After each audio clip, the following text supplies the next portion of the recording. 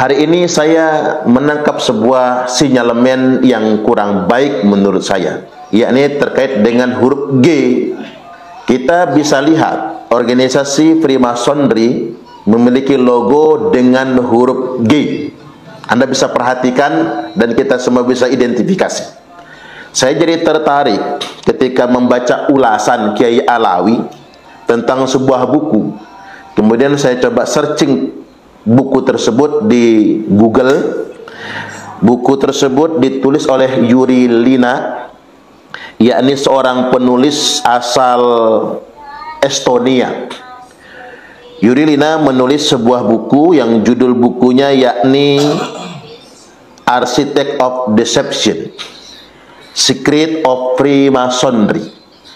Secret of Freemasonry, mengungkap rahasia organisasi Yahudi Freemasonry yang telah bekerja di semua negara, termasuk di Indonesia. Buku ini cukup kontroversial, ditulis kalau tidak salah pada tahun 2004 yang lalu. Sudah lama ini, berarti sudah berumur 20 tahun buku ini. Di mana di buku tersebut tertulis, versi terjemahnya begini: ada 3 cara melemahkan dan menjajah suatu negeri. Yang pertama, kaburkan sejarahnya. Pantas sekali kalau Bung Karno berpesan jas merah, jangan sekali-kali melupakan sejarah. Karena sebetulnya bangsa yang tidak pernah melupakan sejarah dan menjaga sejarahnya, itulah bangsa yang kuat. Tapi sebaliknya, bangsa yang sejarahnya sudah berhasil dikaburkan, maka alamat bangsa itu akan terjajah. Inilah strategi Belanda dalam menguasai Indonesia, termasuk strategi Yahudi dalam menguasai Palestina, termasuk menguasai negara-negara yang akan mereka kuasai. Hari ini kita menyaksikan fakta betapa sejarah bangsa Indonesia sudah dikaburkan.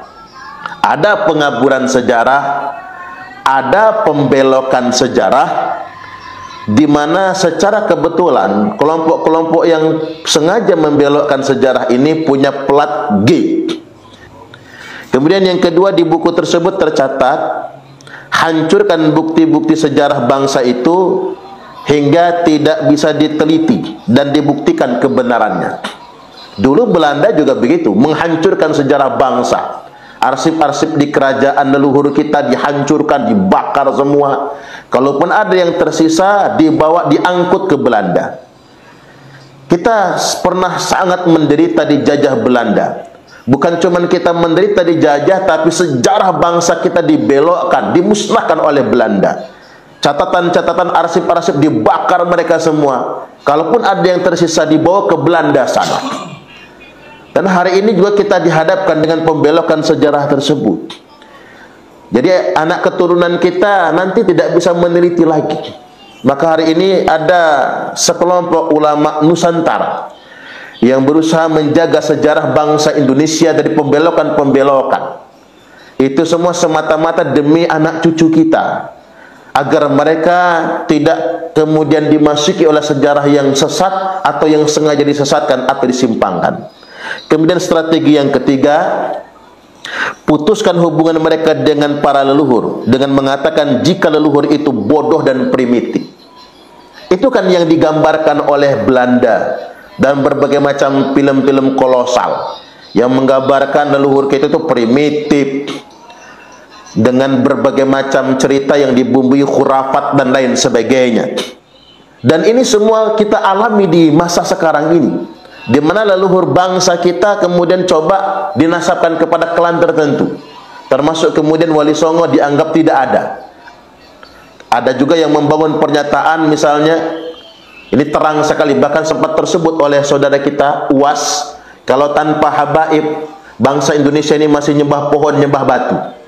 Kalau tanpa habaib bangsa Indonesia ini masih dijajah oleh Belanda. Ini kan upaya dari memanipulasi sejarah dan memutus hubungan bangsa Indonesia hari ini dengan para leluhur mereka.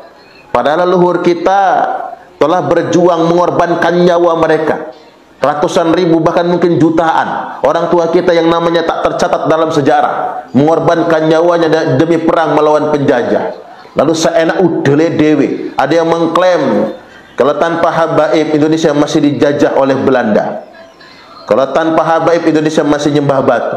Lalu kemana perjuangan Wali Songo? Lalu bagaimana dan dikemanakan perjuangan para leluhur kita yang telah mengorbankan darah, nyawa, segalanya untuk menggapai kemerdekaan Republik Indonesia? Dan ini menjadi sebuah penggambaran. Saya ulangi lagi, Yuri Lina, seorang penulis kontroversial, telah membuat buku Architect of Deception, Secret of Freemasonry, membongkar rahasia gerakan Yahudi, di mana disebutkan di sana bagaimana strategi mereka menjajah dan menguasai suatu bangsa.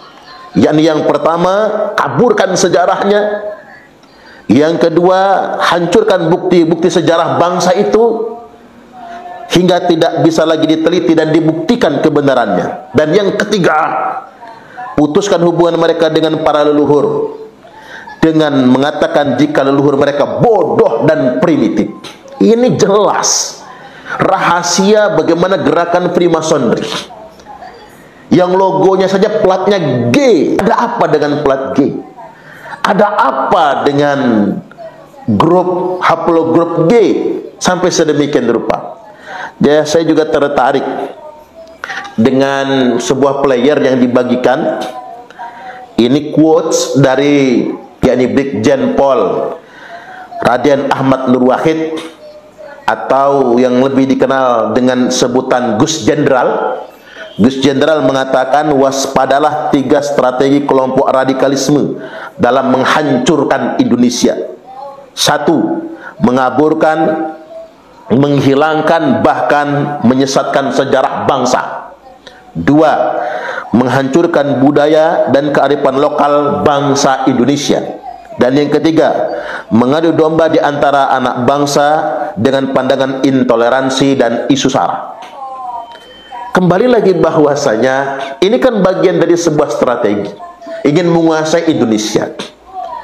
Nah, kita sebagai bangsa yang besar dengan jumlah penduduk sampai 270 juta jiwa, dengan sebuah semboyan Bhinneka Tunggal Ika, berbeda-beda tapi tetap satu jua. Karena kita bangsa yang besar, karena kita bangsa yang kaya, jangan mau sejarah kita dibelokkan orang. Saya mau menggunakan kata sederhana lah, peplongoan. Kalau Rocky Gerung menggunakan kata dungu agar orang mudah menangkap apa yang hendak ia sampaikan, saya menggunakan kata peplongoan. Kita nggak boleh peplongoan. Ada sejarah bangsa kita disimpangkan. Kemana tokoh-tokoh bangsa kita? Kemana kemudian orang-orang yang digaji oleh negara, yang mereka semua menikmati kekayaan alam, kemudian mendapat sharing profit dalam bentuk gaji sebagai aparatur sipil negara? Ini saya langsung tembak ini. Orang-orang yang digaji oleh negara, yang digaji oleh rakyat Indonesia, Anda adalah pelayan bagi rakyat, bekerja untuk rakyat. Jangan peplongoan. Ada orang yang kemudian menyimpang ke sejarah bangsa, menang baik. Ada orang yang kemudian menyimpangkan, mengaburkan sejarah Nusantara, diam-diam baik. Ada orang yang kemudian mengklaim dan membelokkan sejarah NU, kiai-kiai NU, diam saja. Ini yang saya sebut dengan peplongoan. Jangan sampai sedemikian rupa. Sejarah bangsa kita diklaim orang, kita diam saja. Hari ini kalau kita diam, nanti akan ada pembenaran buat anak cucu kita di masa yang akan datang. Lihat nanti 20 tahun kemudian, 50 tahun kemudian, atau mungkin 1 abad kemudian, klaim-klaim ini akan menjadi sah dan akan menjadi sejarah yang nyata. Kita nggak boleh peplongoan. Dan ada kemudian kader-kader bangsa kita, para kiai-kiai Nusantara, tokoh-tokoh bangsa, para guru-guru bangsa yang mereka tidak digaji oleh negara, tapi dengan sukarela melawan berbagai macam pembelokan dan pengaburan sejarah, dengan sukarela meluruskan ini semua. Tapi kadang-kadang seperti dicueki, tidak difasilitasi. Jadi coba saya ingin mengajak semua pemangku kepentingan meleklah. Mulai dari pemimpin tertinggi, Bapak Presiden, anggota DPR RI, sampai kemudian para pejabat di daerah juga. Anda kan digaji oleh rakyat Indonesia untuk menjaga bangsa ini. Jangan biarkan ada yang mengklaim sejarah bangsa kita. Jangan biarkan pembelokan-pembelokan ini semua. Dan ini kita harapkan menjadi sebuah diskursus, sebuah diskusi yang mencerdaskan. Sudah ada pergerakannya. Ada Kiai Haji Ahmaduddin Utsman Al-Bantani, ada Kiai Haji Nur Ihya, ada Kiai Haji Marzuki Mustamar, ada Kiai Haji Muhammad Abbas Bil Yakhsi, kemudian berbagai macam tokoh bangsa dan ulama-ulama lainnya yang coba sudah menggagas ini semua. Tolonglah negara fasilitasi agar ini tidak menjadi konflik-konflik di tengah masyarakat sosial. Saya menyarankan demi menjaga sejarah bangsa, negara memfasilitasi terkait dengan diskursus nasab yang semakin menguat belakangan ini. Negara harus peduli dengan ini semua. Fasilitasi diselenggarakan oleh universitas misalnya, UIN misalnya, dibiayai oleh negara, dijaga oleh aparat kepolisian secara lengkap agar tidak ada kekerasan. Diskusi tujuannya untuk saling mencerahkan satu sama lain. Diskusi yang bukan untuk mencari siapa yang menang, siapa yang salah, tapi yang pertama meluruskan sejarah bangsa Indonesia. Jangan kemudian menjadi karut-marut, menjadi diskursus yang terjadi di tengah-tengah orang awam, termasuk klaim-klaim keagamaan. Sekelompok orang yang mengaku sebagai anak cucu Nabi, namun pengakuannya sebagai anak cucu Nabi digunakannya sebagai alat arogansi. Ini kan bukan perkara agama semata. Oke, mungkin negara ingin sok-sok netral gitu, nggak mau ikut campur karena ini perkara agama. Saya pikir ketika orang menggunakan klaim sebagai cucu Nabi tapi untuk mengeksploitasi umat, minta-minta duit ke pesantren, mengumpulkan pundi-pundi kekayaan dengan pengakuannya sebagai cucu Nabi tersebut, ini bukan lagi perkara agama semata, tapi ini sudah masalah bangsa Indonesia, termasuk lembaga yang mulia Majelis Ulama Indonesia. Mestinya kan yang segera mengeksekusi ini kan MUI. Kan ada anggaran negara buat MUI. Lalu MUI ngapain aja? Kita nggak boleh tinggal diam dong. Ini bukan untuk ribut, justru ketika diskusi diselenggarakan, difasilitasi oleh negara, dan kita negara hukum, tidak boleh ada kekerasan. Makanya kita diskusi. Diskusi adalah tradisi kita, tradisi demokrasi. Bahkan berdebat panas sekalipun itu bagian daripada tradisi demokrasi kita. Itulah yang membuat bangsa kita ini tidak suka menyelesaikan sesuatu dengan kekerasan. Bukan hanya sekedar karena kita negara hukum, tapi memang segala sesuatu cukuplah selesai dengan pembicaraan, dengan dialog, dengan diskusi. Dan kami harapkan agar ini tidak berubah menjadi sebuah kekerasan, benturan sosial, konflik horizontal. Negara yang memfasilitasi. Oke, negara netral, tapi fasilitasi. Para kiai-kiai kita yang nggak digaji oleh negara, tokoh-tokoh bangsa kita yang nggak digaji oleh negara. Nah, Anda yang digaji oleh negara, fasilitasi semua ini. Harapannya apa? Satu, agar tidak ada lagi yang berani mengklaim sejarah bangsa Indonesia, apalagi membelokkannya. Dan yang kedua, agar agama kemudian tidak digunakan untuk kepentingan eksploitasi. Apalagi orang-orang yang mengaku sebagai cucu Nabi, lalu menggunakan pengakuan tersebut untuk mencari keuntungan duniawi. Saat kita bertanya kepada mereka, mana buktinya Anda cucu Nabi? Ditanya kitab sejaman, nggak bisa nunjukin. Begitu tes DNA, DNA-nya G. Ada apa dengan huruf G ini? Jadi usulannya agar masyarakat awam kemudian tidak dibenturkan satu sama lainnya, akhirnya benturan antar sesama warga bangsa Indonesia, maka kami mengusulkan kepada negara cepat difasilitasi. Hadirkan kedua belah pihak yang ahli dan moderator yang betul-betul moderat. Dan kemudian buat saudara-saudara kami yang di Bani Ba'alwi, jangan khawatir. Kami bangsa Indonesia ini saudara antum semua. Antum sudah lama migrasi dari Yaman ke Indonesia. Kami terima antum sebagai saudara. Jangankan antum, orang Cina di Indonesia banyak. Kita bisa hidup berdampingan. Bahkan orang Cina banyak juga yang jadi bos di Indonesia ini. Bangsa Cina, bangsa Arab, termasuk juga Ba'alwi. Silahkan kita hidup berdampingan sebagai sebuah bangsa, sama-sama membangun negara kesatuan Republik Indonesia. Tak perlu diajari bagaimana cara bangsa Indonesia menghormati pendatang. Kita sangat hormat sekali. Tidak ada bangsa seramah Indonesia, nggak ada. Ramah banget Indonesia ini. Jangankan bangsa Arab atau bangsa Cina, wong bahasa penjajah saja seperti Belanda yang pernah jajah kita, Belanda sama Jepang, datang ke Indonesia, apa kita tempeleng? Tidak. Datang ke Indonesia, kita jadikan saudara dan sahabat.